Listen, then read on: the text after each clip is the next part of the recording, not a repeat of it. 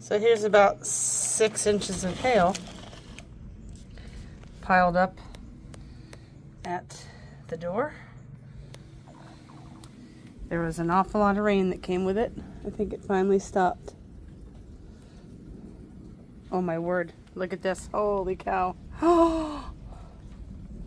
Look how tall it is up to the bottom of the chair in the corner here. Oh my word.